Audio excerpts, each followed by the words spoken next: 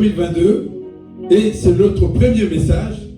Lorsqu'on te donne on te fait une grâce, souviens-toi de cela. Si tu oublies, la prochaine grâce passera à côté de toi.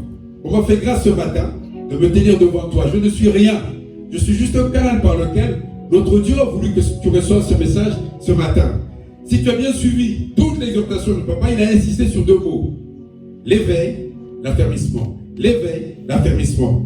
Alors le message que nous allons partager toi et moi ce matin s'intitule tout simplement sortir du sommeil spirituel. Est-ce que quelqu'un croit qu'on peut dormir spirituellement? Oui, on peut dormir spirituellement.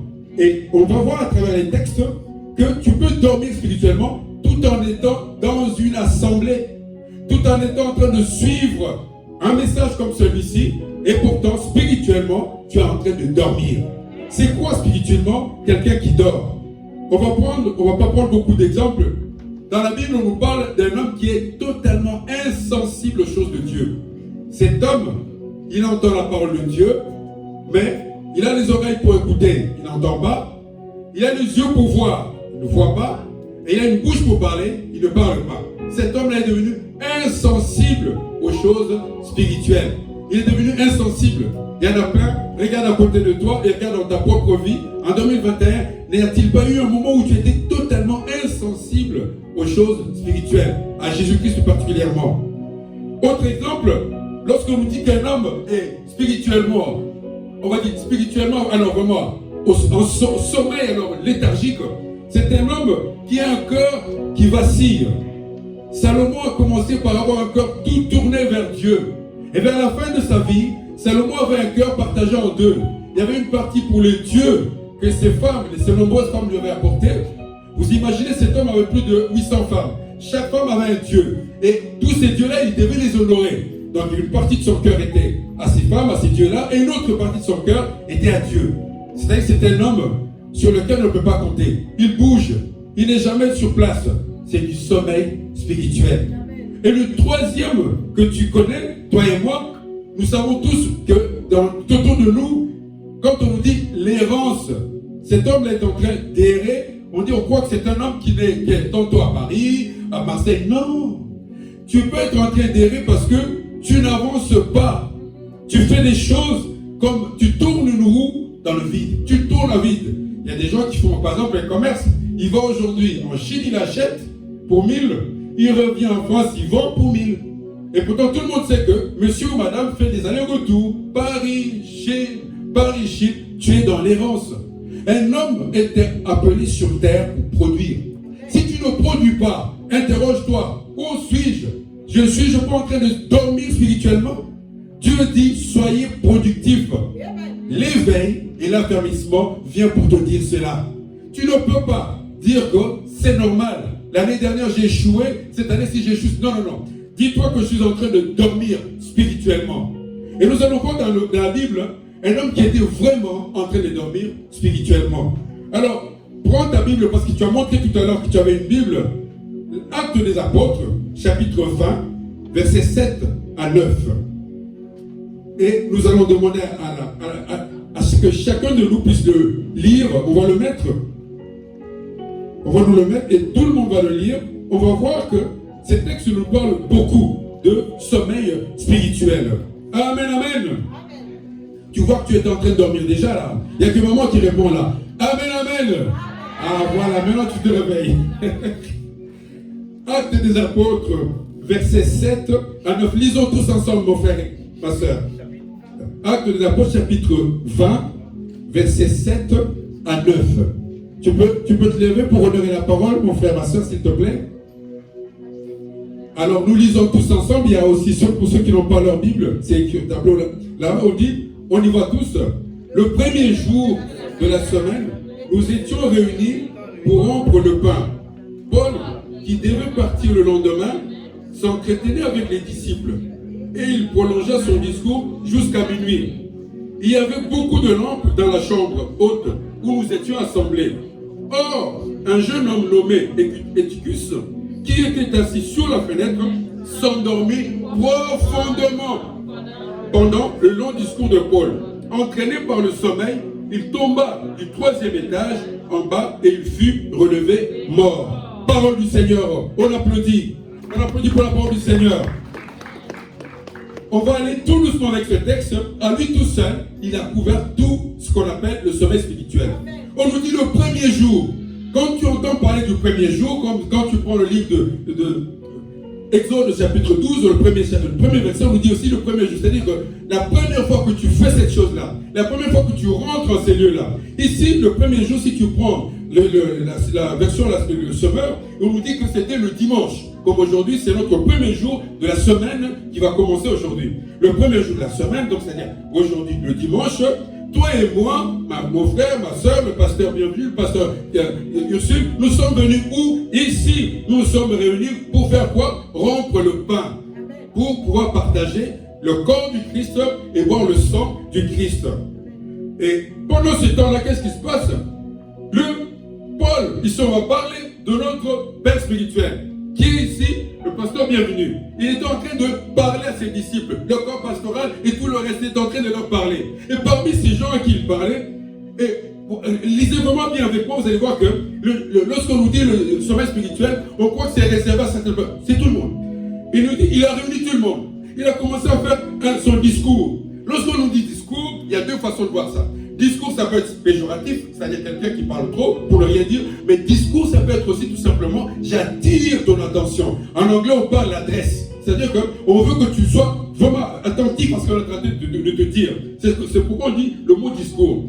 Ce discours va aller jusqu'à minuit, l'heure où tout le monde est censé combattre les ennemis, à l'heure où tout le monde est censé être réveillé spirituellement. Parce que Jésus-Christ dit, nous sommes du jour, mais nous devons combattre car l'ennemi viendra le jour où on ne le sait pas. Alors il continue. Verset 8, il y avait beaucoup de lampes. N'avons-nous pas des lampes ici? Tout est éclairé ici. Tu vois bien? Tout dans cette salle, dans notre salle ici, est éclairé. Il y avait des lampes. Et tout le monde était dans la chambre haute. Nous sommes dans la chambre haute ici, parce que nous avons tout laissé. Et ici, nous sommes consacrés tout simplement à Dieu, à Jésus-Christ. Nous sommes dans la chambre haute. Or, il y avait un jeune homme nommé Tychus qui était assis sur la fenêtre. Être assis sur la fenêtre, il y a deux façons. Soit il avait une partie de son corps dehors, parce que si tu t'assois sur la fenêtre, c'est-à-dire une partie de ton corps est dehors et les jambes sont dans la salle. Ou alors, il était assis, c'est-à-dire que entre ces deux jambes étaient écartées, la fenêtre entre les jambes. Alors, dites-moi un peu, comment est-ce qu'un homme qui est venu à l'assemblée pour prier, pour chercher Dieu, peut aller s'asseoir sur la fenêtre? On est en train de nous décrire tout simplement le sommeil dans lequel nous venons. Si tu as suivi l'exhortation, il a dit que ne cherche pas à voir des choses, mais cherche Jésus. Toi, tu arrives à l'église, une partie de toi est dehors, une partie de toi est dans l'église. Vous voyez un peu ça? Et donc, cette partie qui est dehors là, tu l'as laissée pour qui? Et les deux sont les dents. On peut encore voir, c'est quelqu'un qui est comme ça. Alors, si je me tiens comme ça, je vais courir comment? Comment je vais avancer? Parce que Jésus a dit, venez à moi pour avancer. Comment je vais avancer là? J'ai besoin d'avoir mes deux pieds. Et là, Tychus, il était là pendant un long moment. Pire, frères et sœurs, il commence à s'endormir.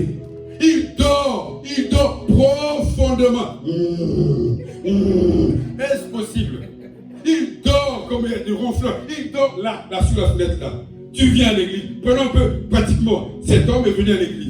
Il a entendu dire que là-bas il y a la lumière. Il y a un pasteur qui est en train d'enseigner. Il y a un pasteur qui est en train de parler. Il a réuni tout le monde. J'y vais, j'arrive, je m'installe sur la fenêtre. C'est-à-dire que sur la fenêtre, je suis en train de regarder. Comment je me barrer? Alors, et le discours dure. Le discours continue. L'enseignement, c'est ça le discours. La parole que nous partageons, c'est un discours. Tout ce que nous faisons ici, c'est aussi un discours. Lorsqu'on te dit, voilà, balayer la salle, c'est un discours spirituel. Parce que le pasteur ne t'invitera pas, à moins que tu le veuilles, aller laver sa voiture. Mais il te dit, balayer la maison de Dieu. C'est un discours spirituel. Lui, il est arrivé à un lieu spirituel, il dort profondément. Il a bien dormi profondément pendant le long discours. Vous savez, quand on entend le mot long, il y a plusieurs acceptions. Le mot long, on peut considérer qu'on a pris beaucoup de temps. Mais dans le sens où il est utilisé ici, c'est-à-dire que quelque chose de rebarbatif, c'est-à-dire que ça ne t'intéresse pas. Alors, qu'est-ce que nous faisons souvent? J'aurais bien encore sur l'exemple que papa a donné. Ne viens pas chercher les choses, viens chercher Jésus. Quand tu arrives avec ton carnet, le 22, je veux ça, le 50, le 31, je veux ça, je veux ça. Quand on est en train de te dire, arrête d'abord la publicité, arrête d'abord le vol. Mais mon cher, je suis addict, ça fait longtemps, ce pasteur-là, il m'enseigne la même chose, il me parle tout le temps de la sanctification. Ça fait long. Et le temps que tu comptes là, c'est le temps que toi, tu t'es imposé. Ce n'est pas le temps de Dieu. Tu t'es imposé un temps, tu as dit, quand j'irai là-bas, après il faut dans 3 mois, ça arrive. Non, ça n'arrive pas dans 3 mois, tu dis, ah, c'est long. Là-bas, leur culte, c'est long. Ah, ça finit à 13h. Ah bon? Mais le culte, quand il commence à 10h, on est en train d'adorer d'abord. On commence par adorer, c'est-à-dire de ramener Dieu en ces lieux de prière. Parce que lorsque tu le laisses dehors, tu dois le ramener. C'est-à-dire, lorsque tu fais une adoration, essaye, mon frère, ma soeur, chez toi à la maison. Essaye tout simplement de mettre une adoration, tu te mets à genoux, tu te concentres 10 minutes, tu auras l'impression de parler à Dieu. Amen. Tu auras l'impression de parler à Dieu lui-même en personne. Et toi tu dis non, c'est long leur discours, ah là là, c'est long. En plus le pasteur quand il monte, il frappe toujours là où ça fait mal. Ah oui, la dîme, ah oui, le faisait offrande, ah oui, il est toujours là, les publicités, ah oui, arrêtez l'alcool, mais il ne pourrait pas parler de choses. C'est long son discours. Et qu'est-ce que tu finis par faire? Il dort. Alors, il vient à l'église, il connaît tout le monde, hein? Il connaît tout le monde à l'église, il dort. Production, 0. Participation à l'église, 0. Chez lui à la maison, on sait qu'il va à l'église. Quand on lui demande qu'est-ce que le pasteur a dit, ah, tu sais, il parle seulement, hein? Tu sais, lui, il a toujours un message, il parle toujours du péché. Mais attends, est-ce que tu as arrêté avec le péché, toi? Est-ce que tu as arrêté avec le péché? Parce que toi, tu dis que le pasteur, lui, chaque fois que tu es là-bas, il parle du péché. Mais est-ce que toi, tu as arrêté avec le péché? Tu ne l'as pas encore arrêté. Mais tu dis que, ah, il dit toujours la même chose. Tu ne sais même pas le verset qu'il a dit. Quel verset il a donné? Tu ne sais pas. Parce que pour toi, tu n'as pas le temps. C'est trop long, le temps, c'est trop avec son discours. Et puis entraîné par quoi? Le sommeil. Tout celui qui dort. Vous savez, quand on regarde les pubs à la télé, sur tout ce qui est alcoolisme, volant, toutes ces histoires-là, le plus dangereux, c'est le sommeil. Tu dors 30 secondes et tu fais un accident terrible. Tu n'as pas besoin de dormir 3 minutes. 30 secondes, quelle seconde? Lui, il a dormi où? Du 3e étage, à la fenêtre, et il est tombé par terre, il est surélevé, mort. C'est-à-dire que cette mort-là, quand tu continues le texte, ce n'est pas une mort physique, car il reviendra à la vie. Paul le ramènera à la vie. C'est la mort spirituelle. La mort spirituelle, c'est lorsque, comme on disait, tu es devenu insensible, totalement insensible. On te dit, arrête le péché, ça fait ça. On te dit, participe en prochain. Non, donc tu n'es plus en train d'exister. Alors il te faut l'éveil. Il te faut maintenant te réveiller. Et il faut te réveiller, pourquoi? Parce que si on ne te réveille pas, tu vas un jour te sursauter, c'est trop tard. Un peu de sommeil, un peu d'assouplissement, et la pauvreté va te rattraper. Un peu de sommeil, un peu d'assouplissement, l'eau va rentrer dans ta maison. Un peu de sommeil, un peu d'assouplissement, tu ne sais plus si... Ben, vous savez, regarde un peu une personne qui est dans le sommeil spirituel. On va prendre l'exemple qui va faire plaisir aux mamans. Elle fait une belle coiffure, papa. Elle va chez le coiffeur. Elle s'arrange. Et toi, tu arrives, tu demandes à manger. Oh là là là là là. Est-ce qu'il y a à manger? Elle a fait toute une belle coiffure. Elle a pris son temps. Elle arrive, elle te regarde. Et toi, tu rentres directement. Qu'est-ce qu'on mange là ce soir? Quoi? Voilà. Alors, imaginez maintenant quelqu'un qui va à Dieu. Chaque jour, quand il vient chez Dieu, lui, il s'installe. Il regarde la chorale, il regarde tout. Après, il dit, bon, à dimanche, qu'est-ce que tu as appris? Rien. Qu'est-ce que tu as fait? Mais Dieu aura la même réaction qu'une femme. Il va dire, mais c'est lui à quoi il me sert, franchement. À quoi il me sert? Parce que tout ce que je fais, il ne remarque pas. Et c'est ça le sommeil spirituel. Le sommeil spirituel, il est si mauvais que l'homme peut aller dans des choses qui ne confessent plus la Seigneurie de Dieu. Un homme qui est dans le sommeil spirituel revient à ce qu'il avait vomi.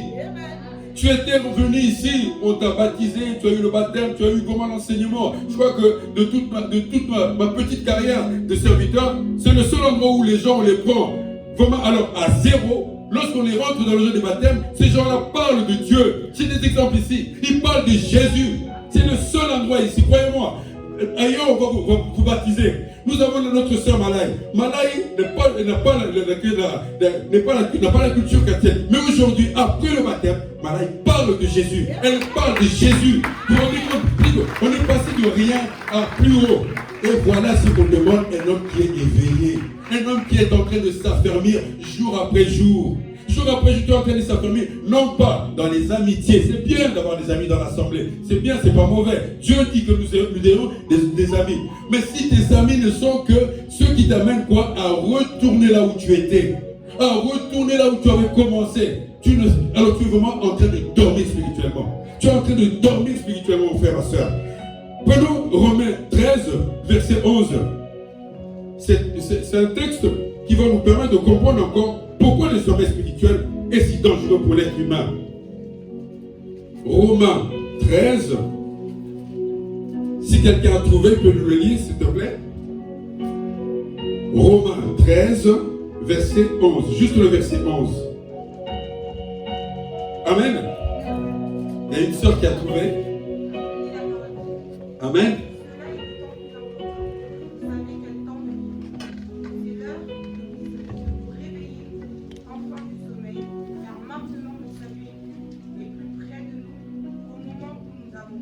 Amen, amen. Le texte exprime tout simplement ce qu'on est en train de dire ici. C'est-à-dire que dès lors que tu es déjà, on va utiliser un terme mondain, dans les affaires de Dieu, ça y est, tu as cru. Ne regarde plus à l'arrière. Ne sommeille plus parce que le salut est en train de t'approcher de toi. Le salut, mais toi tu dis non, je suis là, c'est long, les discours, on nous parle de la même chose, tu commences à venir un pied dedans, un pied dehors, ou alors tu es dans l'église, ton téléphone n'arrête pas de vibrer, il n'arrête pas de vibrer. Pour faire quoi? Pour aller blablater, pour aller dire des choses qui ne servent à rien. Alors que tu es dans l'église, tu as tout le temps avant et après. Non, tu es dans l'église, mais ton téléphone vibre. Tu vois pourquoi? Parce qu'on t'attend pour aller juste discuter. C'est même pas gagner de l'argent. Tu comprends encore, voilà, tu fais tout ça parce qu'il y a de l'argent. Non, juste pour aller dire comment tu vas, je vais bien, j'ai été ceci, j'ai fait cela. Et on nous dit là, qu'est-ce qu'on nous dit? C'est l'heure de vous réveiller. C'est l'heure de vous réveiller. Enfin quoi? Du sommeil. Car maintenant, le salut est plus près de nous que lorsque nous avions cru. C'est-à-dire qu'on te dit que tu as cru il y a un moment. Tu as marché avec Jésus depuis un moment. Ne baisse pas les bras. Réveille-toi. Réveille-toi parce que personne ne connaît le calendrier de Dieu. Personne. Il n'y a aucune personne aujourd'hui qui peut te dire, voilà, dans 2 ans, dans 3 ans. Non, aucune personne ne peut te dire cela. Mais continuons toujours de demeurer dans la parole. Et cela est important parce que l'homme ne peut grandir que là où il est stable. L'homme qui n'est pas stable continuera de vaciller. On va prendre un texte, on ne va pas le prendre d'ailleurs, tu le connais. Vous savez, quand Joseph est arrivé chez Pharaon, on a dit à Joseph, voilà, on a dit à Pharaon, voilà, on connaît un jeune homme qui va t'aider à aller plus, à connaître, à t'expliquer tes rêves. Bon, ramenez-moi ce jeune homme-là. Il a expliqué, il a donné tout ce qu'il fallait. Et au verset, au chapitre, Genèse 40, il dit ceci, il dit, toi, Joseph, dans ma maison, tout le monde, tu domineras sur eux. Tu seras plus haut. Il rajoute même, il dit, tout le monde t'obéira. Mais moi, le roi Pharaon, je serai, tu vois, là je suis à l'estrade. C'est-à-dire, quand tu me regardes, je suis un peu surélevé. N'importe qui, si tu viens là, tu acquiers une certaine, on va dire, une autorité pour parler aux autres. N'importe qui, ça n'a rien à voir avec moi. Il dit que moi, Pharaon, je serai comme tout le monde. C'est-à-dire, je serai là, comme tout le monde. Mais une fois que toi, tu arrêteras de parler, moi je monterai sur mon trône. C'est au Genèse 40, 41. C'est-à-dire que toi tu seras tellement élevé sur tout le monde, même moi, Pharaon, je ne pourrai pas parler de toi. Et qu'est-ce qui se passe là? C'est Dieu qui établit un homme dans une maison. C'est-à-dire que pour que Dieu t'établisse, il faut que vous ayez une relation. S'il n'y a aucune relation avec Dieu, si Dieu est, comme on dit, est devenu quelque chose d'insensible pour toi, Dieu est devenu quelque chose une habitude, Dieu est devenu pour toi quelqu'un, bon, de temps en temps, je vais à l'église, ou alors je vais à l'église parce que toute la famille y va que le dimanche, voilà ce qui se passe, tu vas être dans la vie d'errance. Une vie d'errance, comme on a dit, c'est quelqu'un qui n'est pas stable, quelqu'un qui vacille tout le temps, quelqu'un qui ne tient pas debout, quelqu'un qui sommeille sur une fenêtre. Comment peut-on dormir sur la fenêtre et tomber de la fenêtre? C'est impossible. Mais c'est pour nous montrer l'image que voilà, lorsque tu es dans le sommeil spirituel, tu vas faire des choses alors que le commun de mortel ne pourra pas. On ne comprenait pas, mais comment il a pu faire ça? Comment il a pu faire ça? Parce que cet homme-là est complètement déconnecté des choses de Dieu. Et Luc nous dit quelque chose de bien. Luc 21, verset 36. On arrête là et on va prier. Luc 21, verset 36. Luc 21, verset 36. Luc 21, verset 36.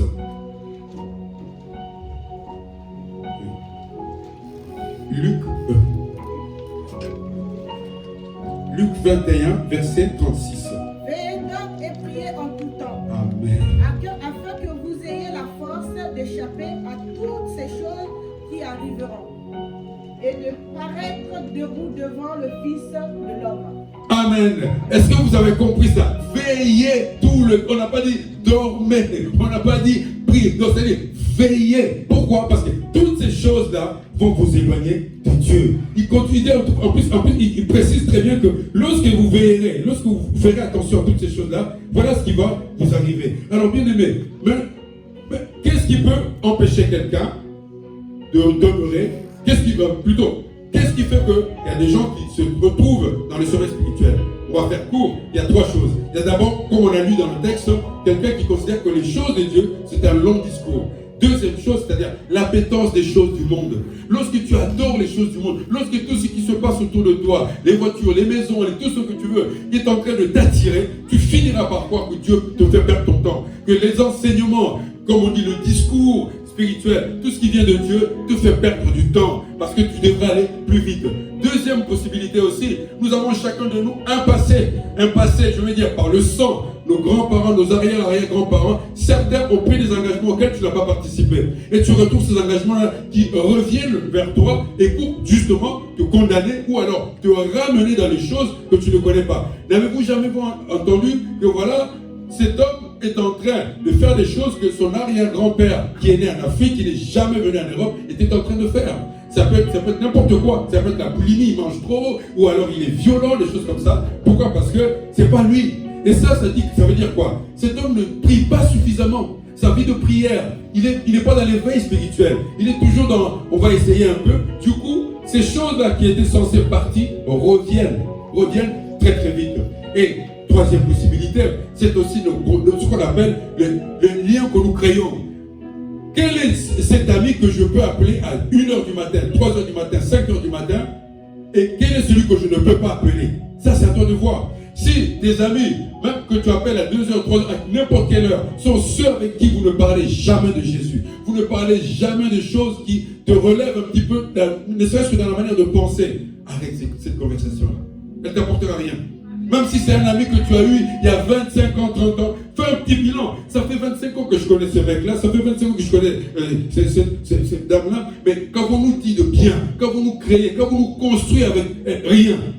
Alors, tu vas te contenter, là, on est en période de se souhaiter les meilleurs vœux. Tu l'appelles, tu dis, meilleurs vœux, que Dieu te bénisse, mais passe pas ton temps à plaisir. Parce qu'elle va t'amener au sommeil spirituel. Le sommeil spirituel est dangereux. Je ne voudrais pas que tu tombes de la fenêtre, mon frère, ma soeur. Je voudrais que tu sois debout. Je voudrais que tu sois debout dans tout ce que tu vas faire. Et pour cela, mon frère, ma soeur, nous allons commencer par faire des déclarations. Des déclarations pour 2022. Tu vas faire des déclarations. Colonne de feu, nous t'attendons. Des déclarations pour montrer que tu n'es plus dans le sommeil spirituel. Tu es debout. Tu es debout. Lève-toi, mon frère, ma soeur. Nous allons, avant de prier, faire 3 déclarations.